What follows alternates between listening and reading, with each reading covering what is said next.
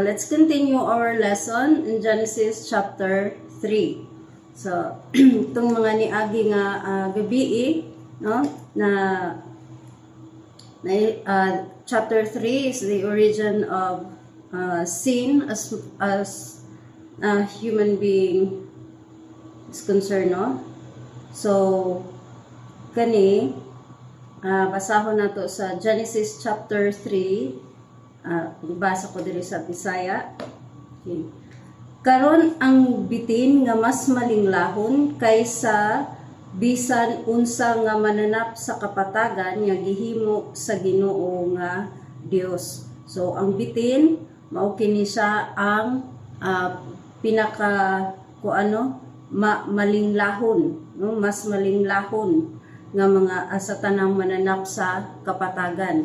So ang kining bitin iyahang tintal ang babayi.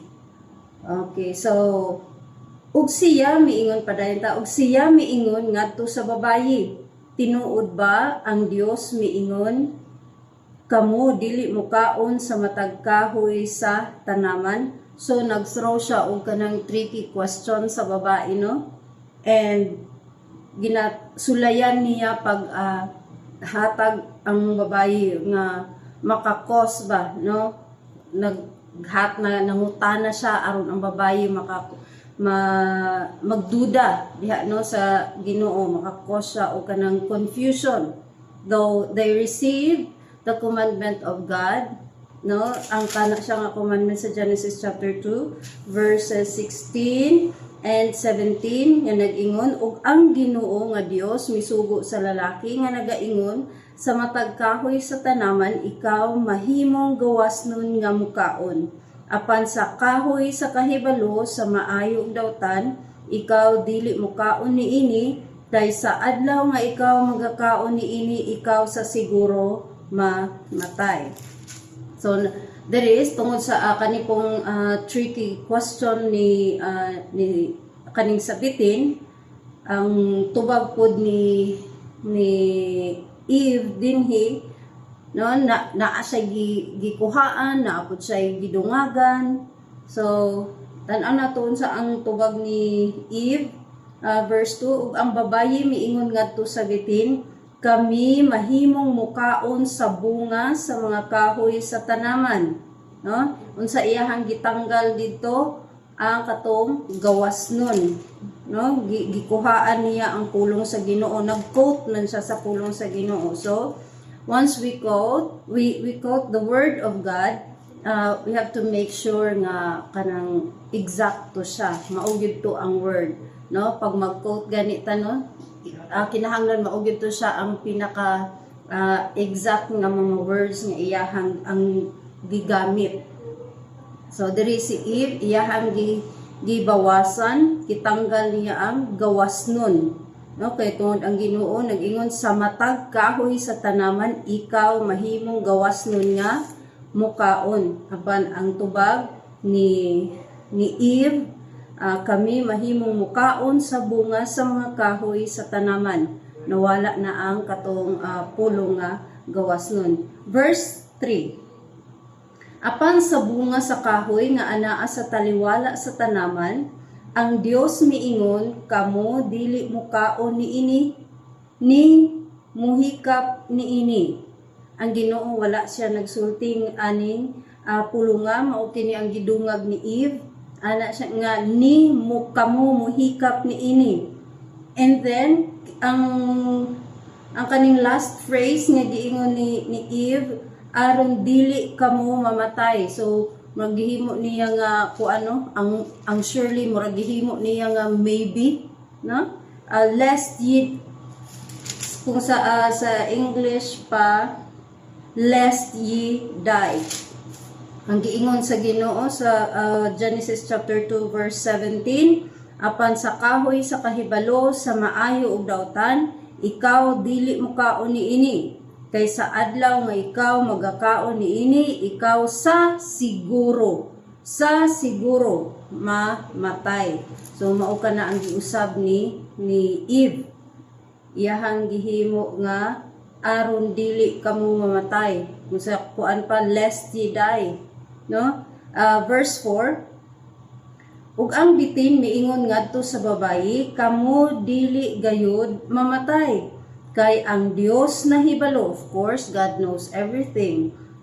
Kay ang Dios nahibalo nga sa adlaw nga kamo mukaon niini, unya ang inyong mga mata maabli, ug kamo mahimong sama sa mga Dios.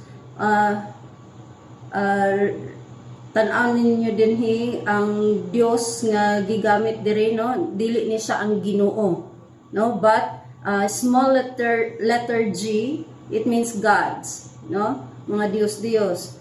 And ye shall be as gods, knowing good and evil.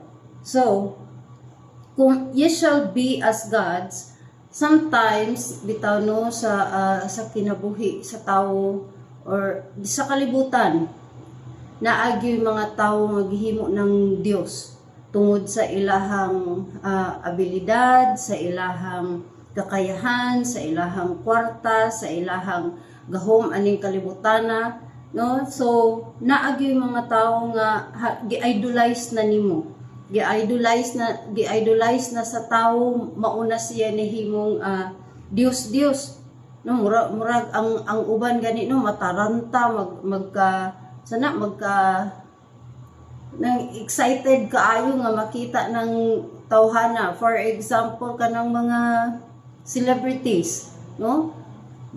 Grabe gyud ang mga pictures ipangdikit, ang mga posters ipangdikit sa bungbong, no, mga batan-on kani adtong panahon pareha nako kani, no, ipangdikit-dikit kay naay mga naay mga paborito nga mga singers, na mga bands, mga artists. So sila nangahimo sila nga Dios. So og ang idolatry, grabe, magdumot gyud, no, ang Ginoo magdumot man sa sala. Pag idolatry, magdumot gyud ang Ginoo ni ana. Sa Exodus chapter 20 gisugo gyud na sa Ginoo, no.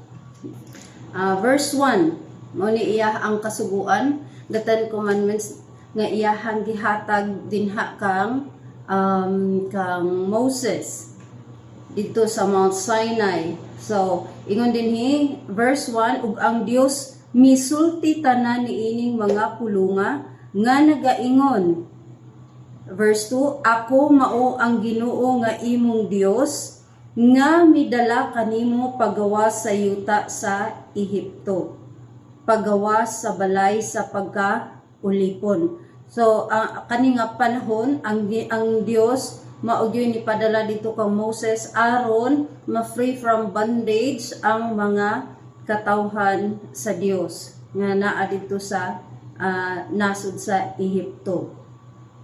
Verse 3, dili ka magbaton og laing mga Dios sa atubangan kanako, no? So dili gyud ang ngayan nga naatay mga maski unsa nga mga butang nga mas labaw pa diha sa Ginoo sa ato ang kinabuhi, tungod kay kanang mga butanga kana siya mahulog na siya nga idolatry, no?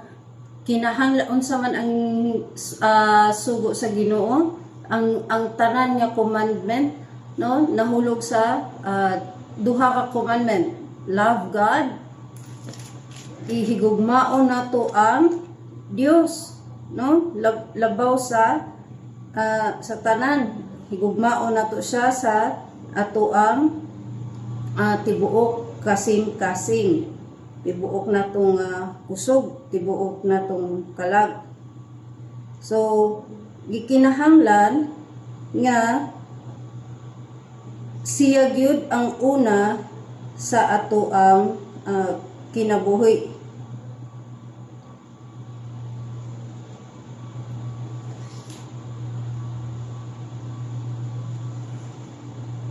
Ingon dinhi nga sa ako mao ang Ginoo nga imong Dios nga midala kanimong pagawas sa yuta sa Ehipto, pagawas sa balay sa pagkaulipon. dili ka magbaton og laing mga Dios sa atubangan kanako. Tungod kay ang gusto sa Ginoo, ang buot sa Ginoo nga siya ang una sa ato ang kasing-kasing. Kay si Jesus niingon sa Matthew 22 verse 37, ingon dinhi, si Jesus miingon ngadto kaniya, ikaw maghigugma sa Ginoo nga imong Dios uban sa tibuok nimong kasing-kasing ug uban sa tibuok nimong kalag ug uban sa tibuok nimong huna-huna. Kini mao ang una ug dakong sugo. Verse 39, ug ang ikaduha sama niini, ikaw maghigugma sa imong silingan sama sa imong kaugalingon. Diha niining duha ka sugo nag-agad ang tanang balaod ug mga propeta. So si Jesus ang Dios, siya mismo ang dapat nga una sa to ang kinabuhi. Kay kung dili ang Ginoo ang una sa ato ang kinabuhi, una nato ang ato ang pagpangwarta, una nato ang ato ang trabaho, una nato ang pwede baya nato nga kanang naabe nagtestimony no nga ang iyahang bana halos maunay Ginoo niya. So dili gid siya tama. Dili gid siya maayo. Ang Dios nag-ingon gyud nga Exodus 20, ang Dios nag-ingon gid siya nga dili ka magbaton og laing mga Dios sa atubangan kanako.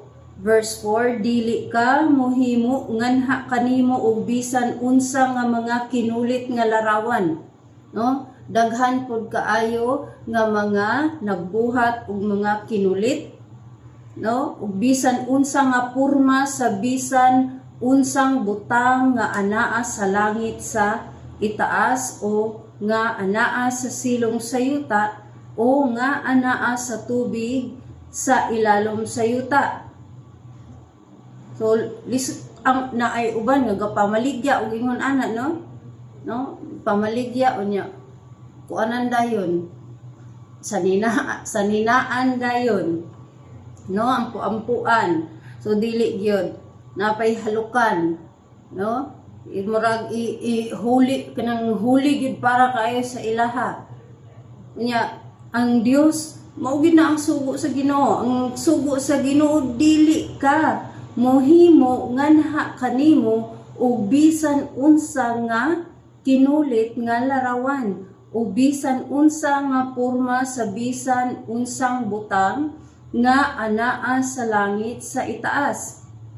So gahuna-una ko sa una ba nga katong tapad sa ako ang butik kay gabuhat siya og kanang mga kanang sana pinorma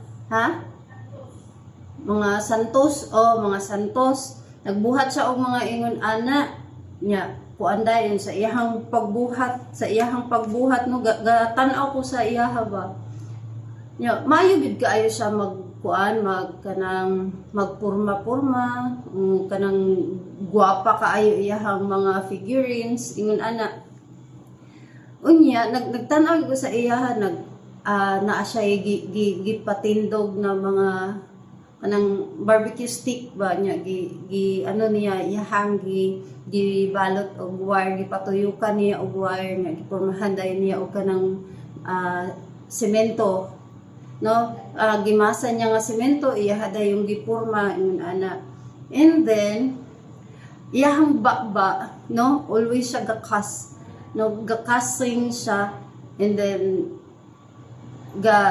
inom sigarilyo while gapurma-purma siya ato and then naghuna-una ito sa una grabe no tapos inagsimba niya makita pud niya dito sa simbahan na naay mga pareha pud sa iyahang mga gipangbuhat iyaha pong kuan ang pampuan hikap-hikapon no ano og kanang kandila. Kahuna-una ko ba nga wapod niya na huna-huna ano kana nga ang kani kabalo man ko mubuhat ani, gabuhat man ko og ingon ani, no? Kanya wa siya kahuna-huna ba nga kanang gibuhat ra man ni sa tao ug ngano man nga ampuan. As in ang tao ba gitugutan niya nga kanang kuan, gitugutan ba gyud niya sa iyahang kaugalingon nga i-neglect lang niya ang pulong sa Ginoo, maski kabalo siya, maski nasayod siya nga ingon ani di mauni ang sugo sa Ginoo, nga ang sugo sa Ginoo nga dili ka magbaton og laing mga Dios sa tubangan kanako, dili ka muhimo nganha kanimo og bisan unsa nga kinulit nga larawan, no?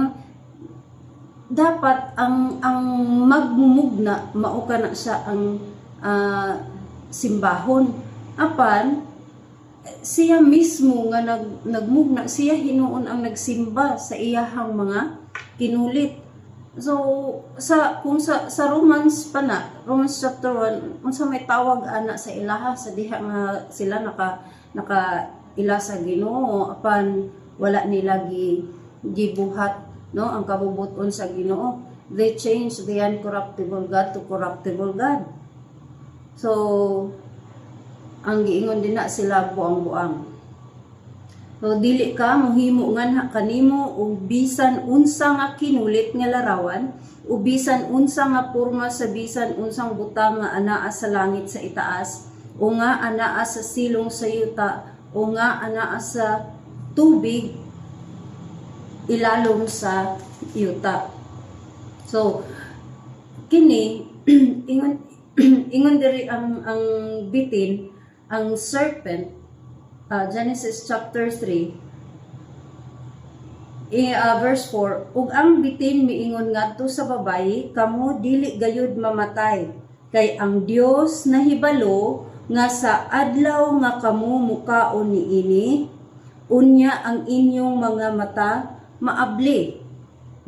So kitang tanan naagid sa nature sa tao, no, nga kanang gusto na siya magkanang unsay tawag ana, kung sa kuan pa ba mo mag-explore, o kanang gusto na niya mag-explore, gusto na siya mo hawa sa iyang pagka-innocent, no?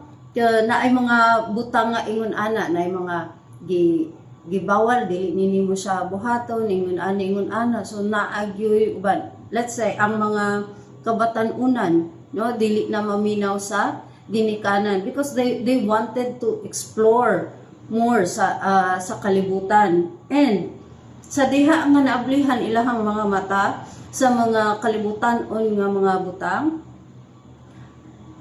diha na ang sala ba, no, kay kanang patuyangan ang devil, kay igo lang na siya manintal nga naay kalipay, no, pag-enjoy lang, naay satisfaction, no, but the satisfaction nga gina-offer ni Satan, that is only temporary. Diri ra gyud na siya kutob, ug ang kabayaran sa sala mao ang kamatayon.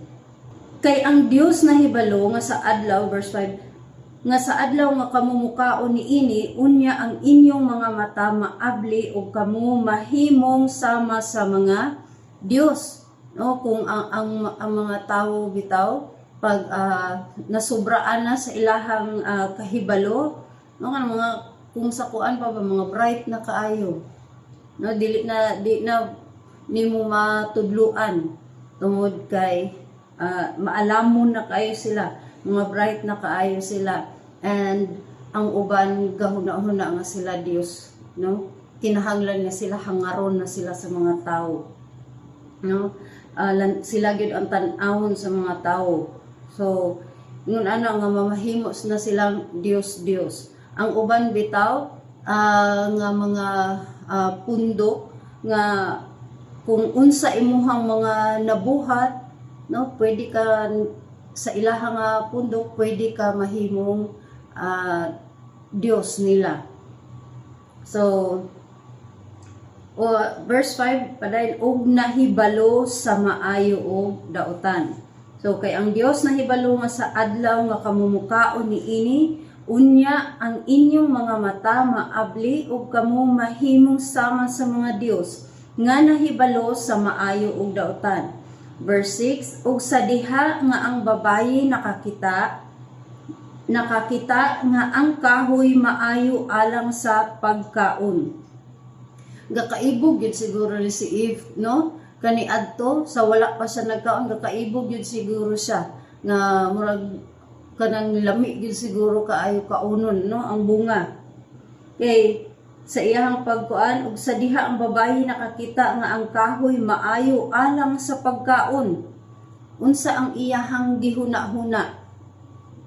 Ang giingon diri nakakita nga ang kahoy maayo alang sa pagkaon. So ang babayi tan-aw niya din sa bunga sa punuan, unsa may gikuan niya maayo daw, no?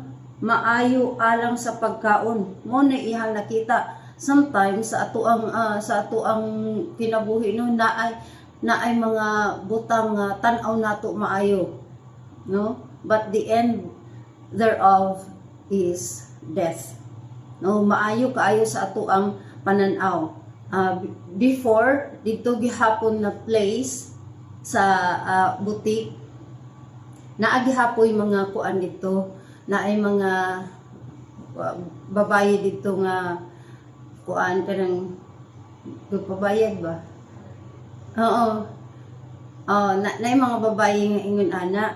Tapos ang ilahang reason, ilahan ginabuhat kay para sa ilahang pamilya. Naay pagkaon, naay pang-eskwela sa bata, ingon ana. And ang worst pag yun, ang ilaha pa na mismo ang muhatod sa ilaha sa trabahoan, sa lugar. So, grabe ka nang dili. Lisod ka ay yun i-comprehend ba? No? Kaya ingon ana ang situation. Tapos kung ikaw ba na dili ni, kung tarong ka nga ba na, no, dili ni mo i-prostitute imong wife. No, but there's one character also here sa book of Genesis that he prostituted his wife. So matakal na to na siya later on sa ato ang pagtuon sa book of Genesis. So lisod gid siya, no?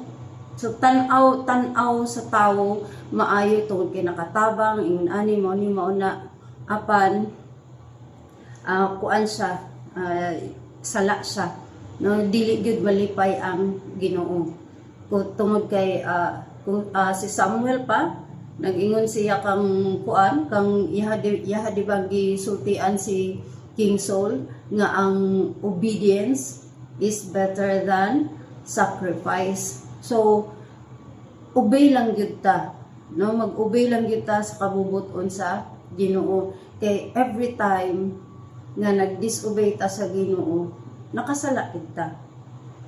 No, nakasala kita ug ang naagid siya mga consequences, naa siya penalties, naa siya punishment, no, sa kita sa ato ang pagpaka sala o pagbuhat sa sala. Genesis chapter 3 verse 6. Ug sa diha nga ang babayi nakakita nga ang kahoy maayo alang sa pagkaon, ug nga kini madanihon sa mga mata, no? Daghan ikapila sa ato ang kinabuhi nga tungod sa kita naibog sa ato ang mga nakita, no? Kadugayan mag-sink in na dayon ng ato ang mga nakita sa ato ang kasing-kasing ato na dayon ginamnam, gusto na dayon nato na. So naatay covetousness tungod ni ana sa ato ang mga nakita nga nadanig yun ta, no? Sometimes makautang gyud ta. No, natay makitaan nga dress. Maski wa tay kwarta, utang gyud, no? Order sa Shopee. Nya pag-abot sa unsay tawag ana? Kanang rider na wala ipa-cancel kay walay kabayad or mangutang. So dili gyud siya maayo. Unya padayon ta og usa ka kahoy nga pagatinguhaon aron mahimong maalamon. So ang mga tinguha gyud sa kasing-kasing sa tawo, no, unod nun. Ug mao gani nang ingon sa Book of Galatians nga ingon dito na dili nato gyud, no, patuyangan ang kaibog sa ato ang unod, no, kay kinahanglan kung kita labaw na kita nga Kristohanon, we have to walk in the Spirit. O ingon siya dinhi, let's continue. Siya mikuha sa bunga niini, no?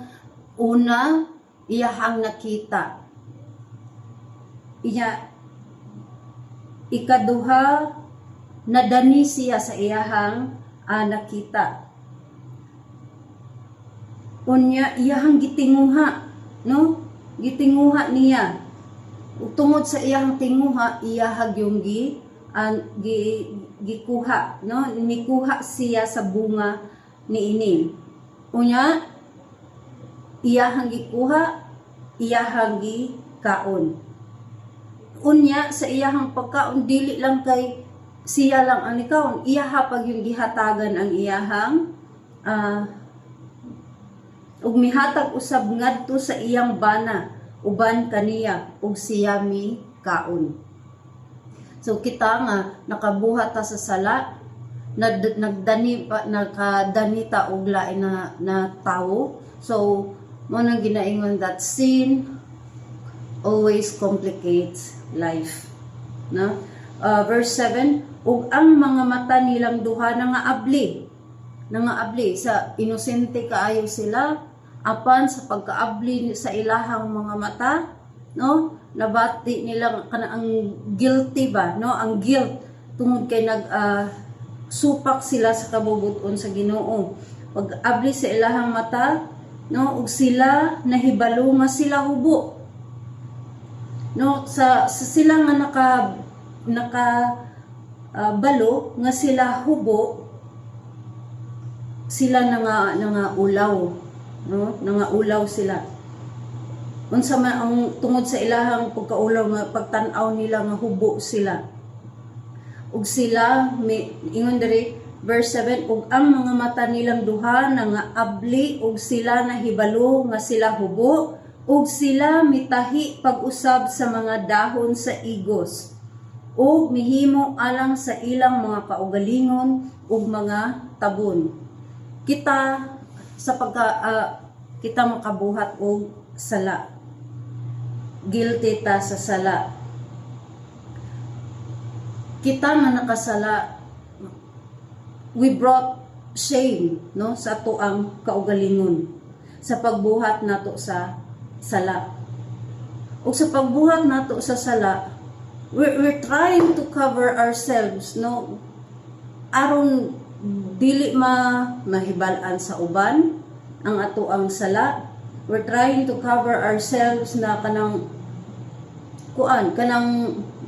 magpakaaron ingnon nga maayo gihapon, maayo ka, or murason gyud ka, no, nga kanang walay mali sa imuhang gibuhat.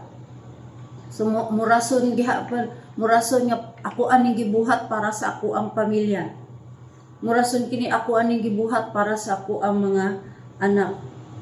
So ginabuhat kita, nakabuhat og sala og para sa ato tama to tungod kay kita ni tabang ta or para sa ato ang pamilya.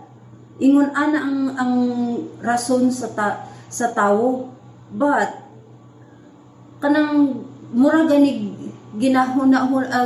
gina-impose nila sa tao, ginatel nila sa tao ba no nga walay mali sa kuang gibuhat, no? Nagbuhat ko og matarong para sa kuang pamilya. Bahalag nagbuhat ko niini basta okay akong pamilya. Bahalag nagbuhat ko ani basta makakaon lang akong pamilya. Bahalag nagbuhat ko ani basta makaluag lang gid ako ang pamilya.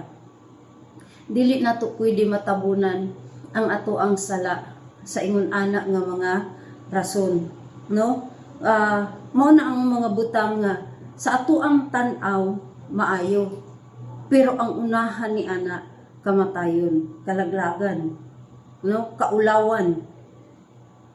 Yung verse 7, ug ang mga mata nilang duha nga abli, ug sila nahibalo nga sila hubo, ug sila mitahi pag-usas sa mga dahon sa igos, ug mihimo alang sa ilang mga kaugalingon ug mga tabon.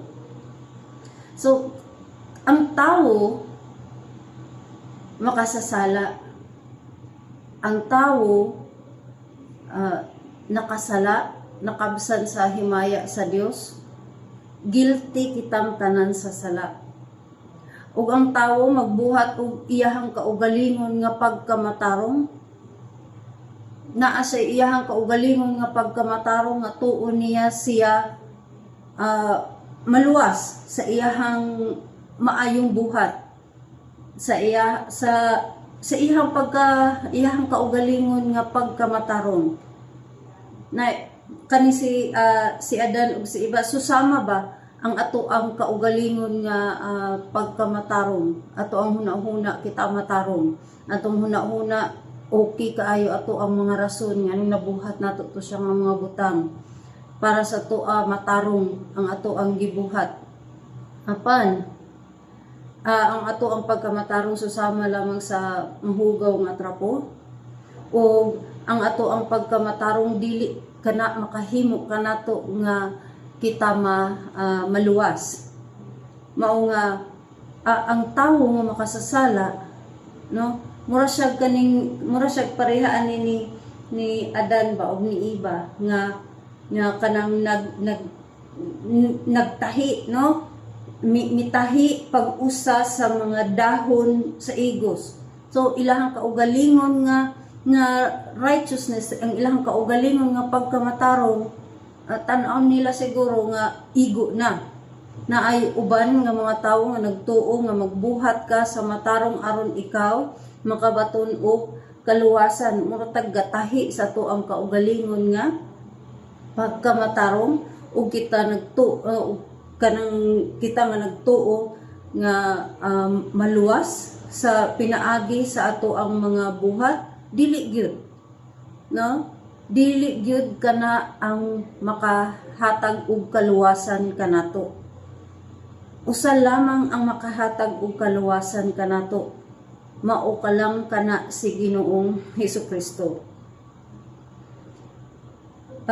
Verse 8, ug sila nakadungog sa tingog sa Ginoo nga Dios nga naggalakaw sa tanaman diha sa kabugnawon sa adlaw.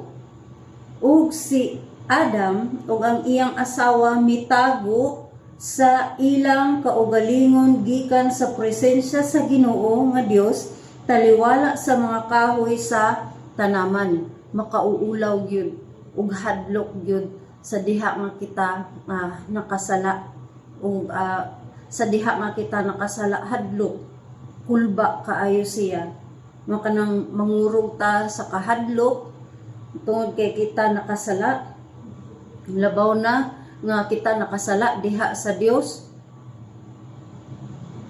mahadlok ta ug unsay kanang sana hampak nga ihatag sa Dios diri kanato tungod sa ato ang pagka disobedient sa pagbuhat sa sala. Kini dinhi sila Adan ug si Eva nagtago sila tungod kay sila nakita man nila nga sila hubo, nagtahi na lang sila og kanang dahon sa mga igos aron matabunan ang ilahang hubo nga mga lawas. Ingon sa verse 8, ug sila nakadungog sa tingog sa Ginoo nga Dios nga nagalakaw sa tanaman diha sa kabugnawon sa adlaw. Ug si Adam ug ang iyang asawa mitago sa ilang kaugalingon gikan sa presensya sa Ginoo nga Dios taliwala sa mga kahoy sa tanaman. Makatago man ta sa mga gikan sa mga mata sa tawo. Makatago man ta gikan sa presensya sa mga tawo. Apan dili gid kita makatago diha sa presensya sa Dios. Our God is eternal. Infinite in time. Anaa siya sa kanunay.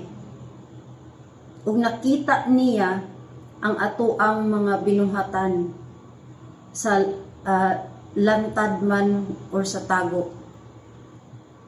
Even sa ato ang pinaka reign sa ato ang heart, pinaka sulod sa atong kasing-kasing, nakita na niya. Wala kitay ikatago dinha sa Dios. Daw kita sa mga hubo diha sa iyahang pananaw, no? Kung ikuan pa ba ng X-ray gani, no? Makita og unsay naa sa sulod sa ato ang lawas. Wala gid tay, dili gid ta makatakas dinha sa Ginoo. Ang tanan nato nga binuhatan manubag yun kita dinha sa Dios. Ingon din ni verse 8, ug sila nakadungog sa tingog sa Ginoo nga Dios nga nagalakaw sa tanaman diha sa kabugnawon sa adlaw.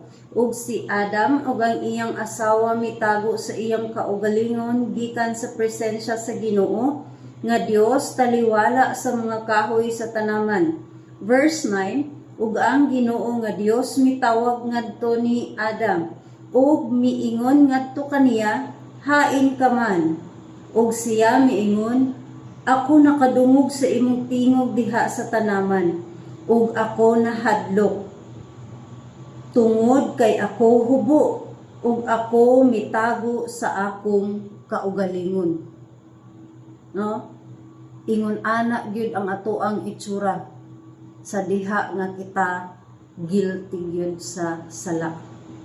Mahadlok, mutago tungod sa sala nga atoang nabuhat. So simple ang gusto sa Ginoo, maski katong giingon niya diri sa Exodus chapter 20. Simple ra man gyud ni ingon siya dinhi nga dili ka mo himo nganha kanimo og bisan unsa nga kilulit nga larawan. Og dili da ita magbuhat og kinulit nga larawan. O bisan unsa nga porma sa bisan unsang butang nga anaa sa langit sa itaas ug nga anaa sa silong sa yuta o nga anaa sa tubig sa ilalom sa yuta. No, dili ka magbuhat. Dili ta magbuhat ni ana. Simple ra kaayo siya nga butang.